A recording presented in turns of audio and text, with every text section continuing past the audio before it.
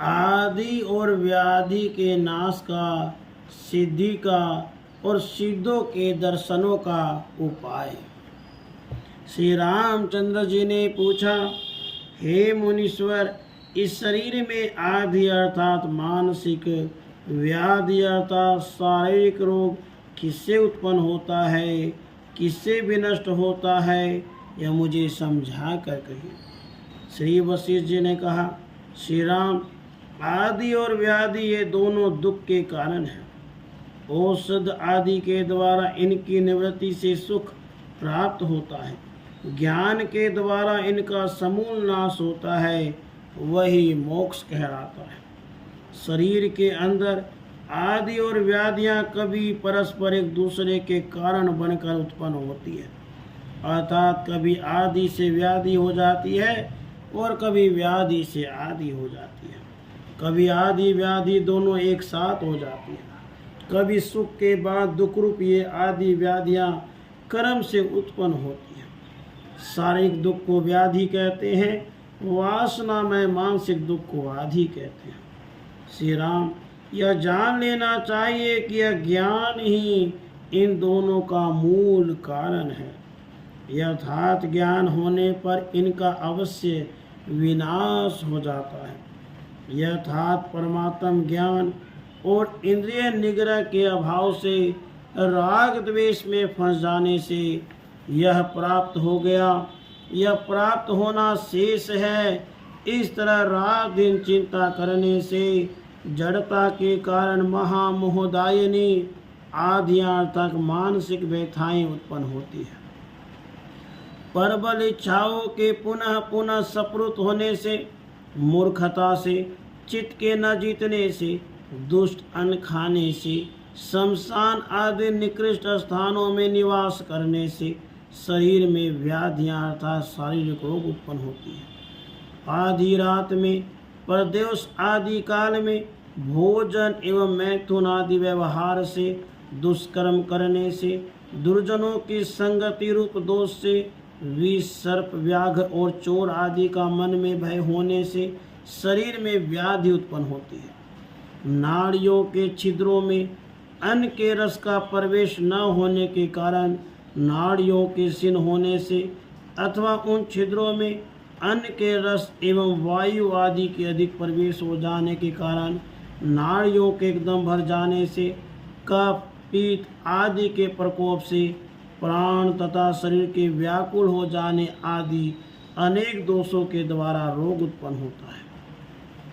अभिमत पदार्थों की प्राप्ति होने से व्यवहारिक व्याधियां तथा आदि अज्ञान के क्षय से आदि से उत्पन्न मानसिक व्याधियां भी भली भांति नष्ट हो जाती हैं। राघव, आत्मज्ञान के बिना जन्म आदि विकारों की जड़ व्याधि अज्ञान नष्ट नहीं होती, क्योंकि रज्जु के अर्थात ज्ञान से ही रज्जु में प्रतीत होने वाला सर्प नष्ट होता है। जैसे वर्षा काल की नदी अपने तट के सभी वृक्षों को जड़ से उखाड़ फेंकती है, वैसे ही संपूर्ण आदि और व्याधियों को जड़ से उखाड़ फेंकने वाला जन्म आदि विकारों की मूल अज्ञान रूपी व्याधि का सही है, जो परमात्मा के यथार्थ ज्ञान से होता है। सामान्य व्याधियां तो आयुर्वेद उक्त औषधियों तथा मंत्र आदि शुभ कर्मों से, वृद्धों की परंपरा से कथित औषधों से नष्ट हो जाती है। श्री राम, तीर्थों में स्नान, मंत्र, औषध आदि उपाय, वृद्ध जनों से प्राप्त हुई औषधियाँ तथा आयुर्वेद शास्त्र को तो आप स्वयं खूब जानते हैं। इनसे अतिरिक्त और मैं क्या आपको उपदेश दूँ?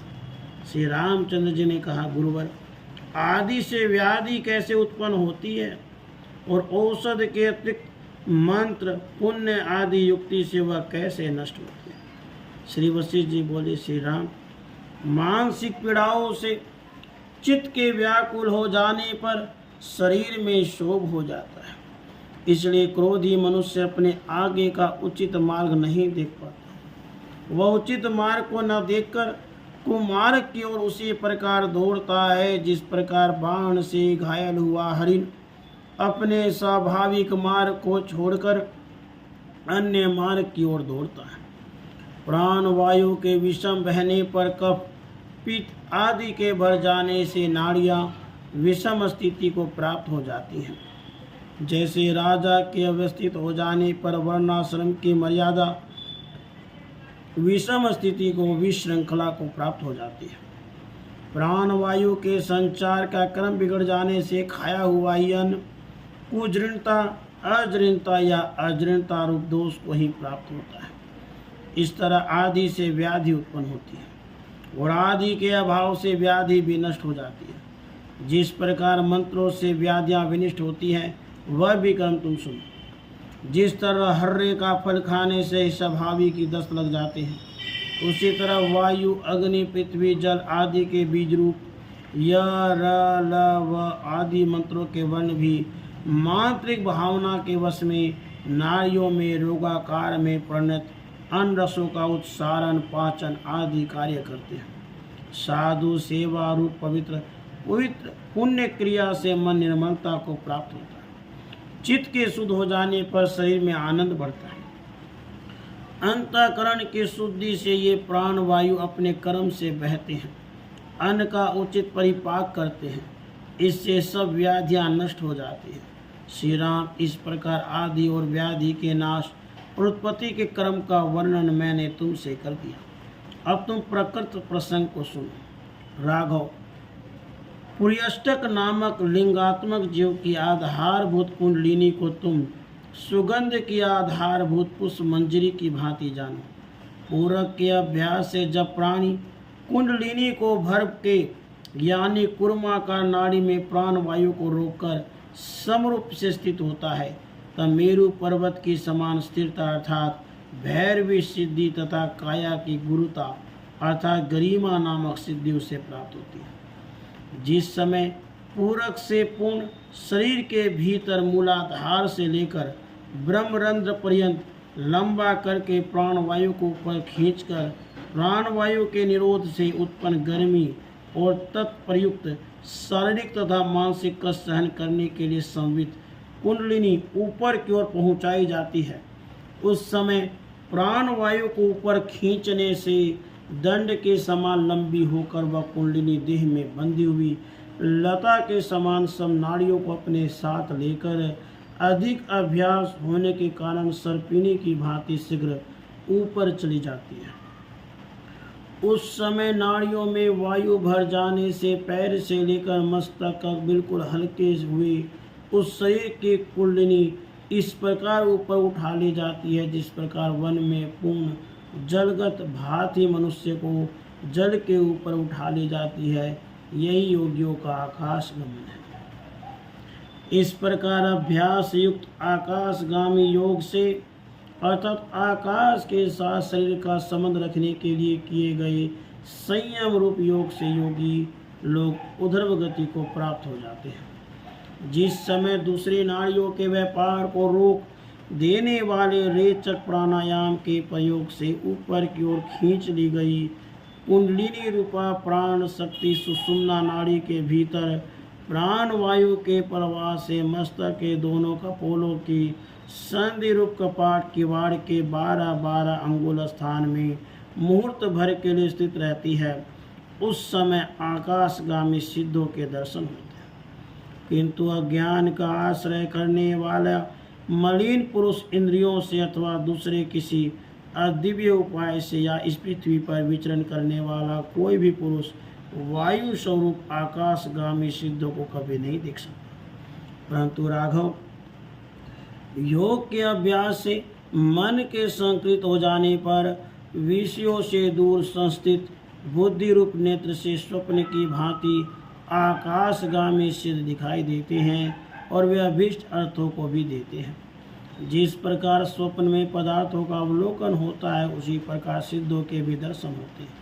केवल स्वप्न की अपेक्षा विशेषता यही है कि सिद्धों की प्राप्ति में संवाद, वरदान आदि फलरूप पदार्थों की प्राप्ति होती है। रेचक प्राणायाम के अभ्यास रूप युक्ति से मुख से 12-12 अंगुल परिमित देश में प्राण को चिरकाल तक स्थित रखने पर योगी अन्य शरीर में प्रवेश कर सकता है। सारे शरीर में प्रदीप्त उस जठराग्नि से स्वभावतः शीत वातात्मक वह शरीर ऐसे ही उष्णता को प्राप्त होता है जैसे सूर्य से तीनों लोग तारों के आकार के समान तथा हृदय पद में सुवर्ण भ्रमर के समान वह तेज इस शरीर में चारों ओर विचरता है जो योगियों की चिंतित दिशा को प्राप्त होता है अर्थात योग्य लोग जिसकी उपासना करते हैं।